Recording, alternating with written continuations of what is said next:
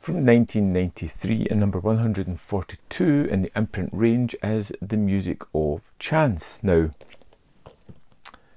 I'd never heard of this movie, never seen a trailer, knew nothing about it, and sometimes going into movies that way can be the most rewarding, especially when the plot is unusual as this one is, which I will try. I don't really know if you can spoil it, to be honest, because it's more about a feeling, the evolution of the characters and things like that. But it's about two main characters here. We've got James Spader as Jack, and we've got Mandy Patinkin as Jim. Two guys who just happen to bump into each other on the road.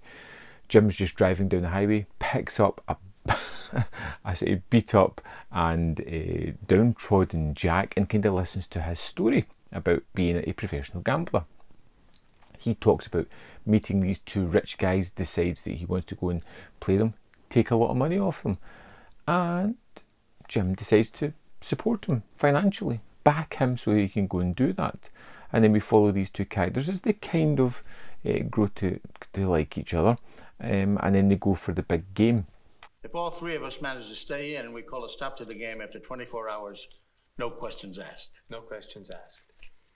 But things go horribly awry, and it turns out that they are now indebted to these rich old weirdos played by Charles Durning and Joel Grey in a wonderful kind of sequence, and they have to pay off their debt, and to do so they've to do some work for these guys. And for the next 2/3 of the movie, we kind of see these men almost imprisoned, paying off their debt. That's because they're glad they're being punished for their crimes, and they're learning how to recover the goodness within them through hard work. And there's a movie with plot and a story like that. It doesn't really have much to offer, but it's all within the characteristics of the people that we're watching here. Watching Mandy Patinkin's Jim character, who is someone that just takes chances. He is someone who is willing to take a risk, and if it pays off, wonderful, and if it doesn't, he's willing to do whatever it takes to make things even, and try and find the reward within the good times and the bad times. It's such a really nice kind of character. You gotta be shitting me. You think I'm gonna do that? You're out of your fucking minds. Take it easy, kid. There's no harm in listening.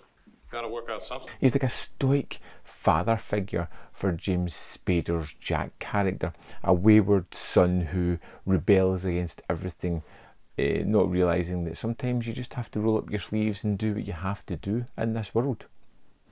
And we follow these two characters as they are doing their tasks, kind of monitored, managed almost by Emmett Walsh.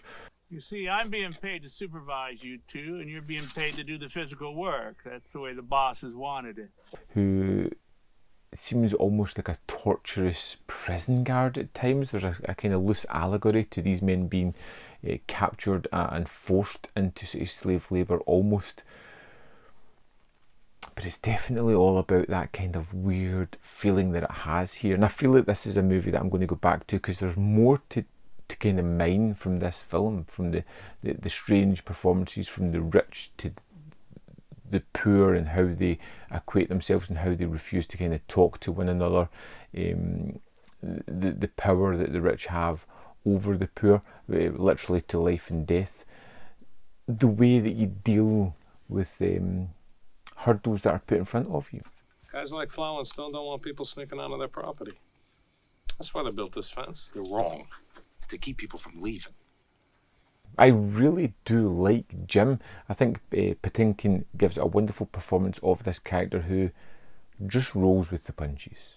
You know, he does what he has to do. He emotionally, he's kind of like a baseline, not really going up and down until he's pushed, but for the most part he's just like, well, this is the way it is, we better just go on with it. Which I kind of like that idea, this kind of character that just does what he has to do.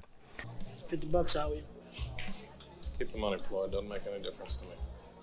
Buy a little boy a present. Wonderful cast and a really strange and unusual film. One that I feel that I'm not fully getting to grips with, because I feel as if there's that father-son angle. There's definitely the rich versus the poor. There is the corruption of power and the subjugation of poor within this one, which I kind of like, and I feel as if the more I think about the movie, the more I'm going to be rewarded with it. But we get wonderful performances from a fantastic cast. In addition to that, we also get Chris Penn, Samantha Mathis, who turn up in small roles, who are excellent as well. I'm sure you'll have your hands full with Jack anyway. Well, that's fine with me. James Spader, I think, is really a kind of different kind of performance here, which I really did like. But it's all anchored by Mandy Patinkin's performance, who is just unbelievably amazing. The music of Chance is an oddball. It's an interesting film, one that I would suggest checking out. Now, the transfer on this disc is fine. It's not great. It could do with a kind of good remaster, but it kind of adds to that kind of feeling of the movie. Take me back to the early 90s and just give me a kind of oddball film. Definitely more to have in here. Definitely more to get out of it. I would love to know your thoughts on the music of Chance. If you've seen it, are you thinking of checking it out? What did you think of it at the time? Are you looking to watch it again? It's one of those ones that I'd never heard of, and I think it's really kind of very interesting. Anyway, let me know your thoughts in the comment box below. As always, there's more content up here. You can check out more of my stuff in the description box. It has links to the Patreon and the membership program, and to where you can buy some cool Man V Film merch. And don't forget to hit this video with a like, because it really helps. Thanks for watching. See you next time on Man V Film.